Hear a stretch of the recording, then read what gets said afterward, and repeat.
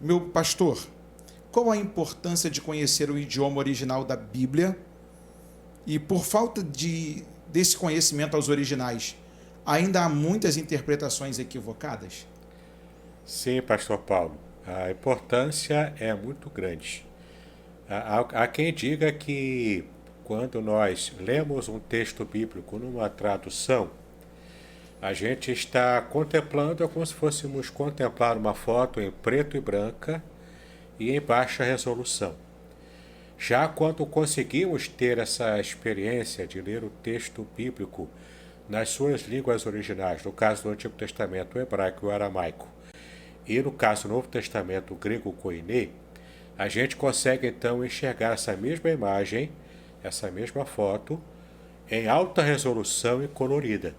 Então, assim, quando enxergamos a foto em preto e branco em baixa resolução, conseguimos entender alguns detalhes, alguma coisa, a gente consegue ver a mensagem geral do texto.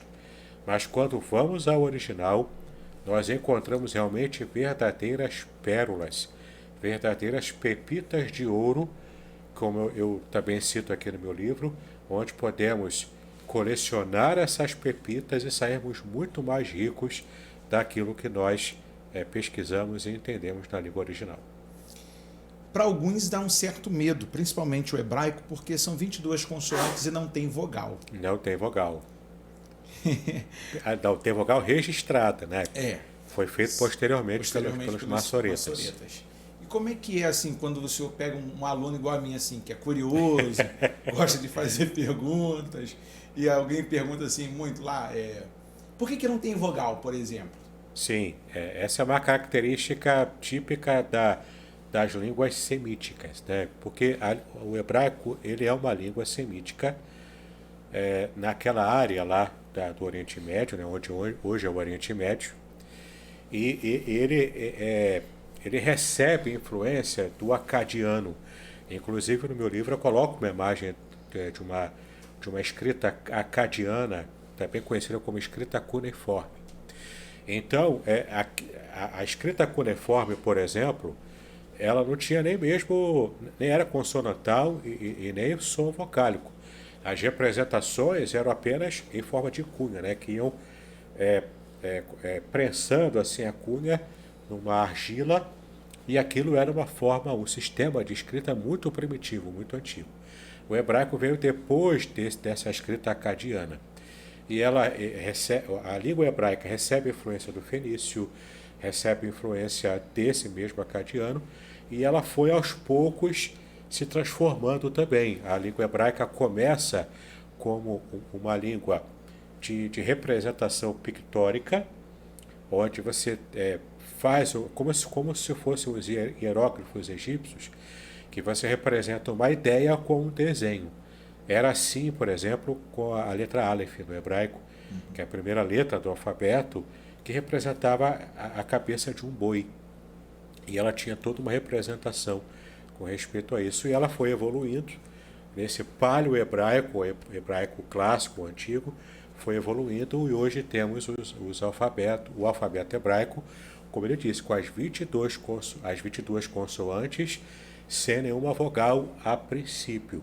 Mais tarde, na Idade Média, os maçoretas criaram o sistema vocálico chamado de vogais maçoréticas, com esse sistema diacrítico, para poder não se perder a pronúncia. Porque não é mole não, você entender lá o que é o rete com patá, Sim, né, sim. o huruk, né, que alguém chama de shuruk. Shuruk, E eu lembro que ao estudar o hebraico um pouco, na minha primeira aproximação, eu me encantei com a história do Eliezer Ben Yehuda, que é o Sim, pai do hebraico sim, moderno. sim.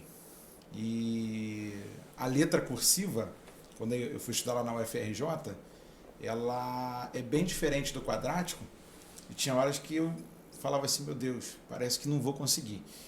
E eu acredito que muitos dos pregadores, ou pelo menos alguns que desejam um pouco mais da Bíblia, ao esbarrar com o hebraico, ele sente essa dificuldade. E como é que a gente consegue driblar essa dificuldade idiomática? Porque a gente está tão acostumado com o português, porque foi uma língua que a gente ouve toda hora, está ali com a gente, e despertar um novo idioma. Como é que é a sua experiência com o hebraico? Compartilha com a gente. Todo mundo se assusta primeiro, né? Tanto que no seminário teológico, a gente primeiro começa, quando vai iniciar o aluno na língua bíblica, a gente começa com o grego, porque o grego é parecido com o português. Que, aliás, o latim e o grego deram origem às neolatinas, que o português é uma delas. Então assusta menos, né, o aluno, ele vai se habituando ao grego, aí depois, quando está mais ou menos terminando o grego 2, né, o segundo período de grego, então iniciamos o hebraico, aí o susto é menor, porque o hebraico ele é todo escrito de modo diferente, ele é da direita para a esquerda e a leitura é em zigue-zague, né? Você precisa ler primeiro em cima a consoante, desce para ler a vogal maçorética embaixo, depois volta para cima e vai fazendo esse zigue-zague da direita para a esquerda, e até mesmo para abrir a Bíblia, né, em hebraico, a Bíblia hebraica é daqui para cá, né? Começa no que para nós, na nossa experiência de leitura, seria o final, ou a capa final do livro, mas é aqui que começa... O famoso de trás para frente. De trás para frente, é assim que começa a Bíblia hebraica. Gente, estar com um professor é sempre uma alegria muito grande, porque eu lembro que no dia que eu o conheci através do pastor Ronald, e foi uma das pessoas que me incentivou a procurar o senhor para trazer aqui no podcast, eu agradeço a indicação dele sempre, porque a gente raramente está assim com pessoas que conhecem um pouco mais, né? E são tão simples para entendimento igual o senhor, e eu fico encantado, porque às vezes algo que na minha cabeça é tão difícil, você consegue transparecer num cuidado facilitar, e facilita para quem está aprendendo. Eu acredito que alguns professores tenham essa dificuldade de facilitar para o aluno, mesmo porque o aluno às vezes é preguiçoso. Se demora, ele quer sempre tudo mastigado. Isso. E tendo essa perspectiva, professor,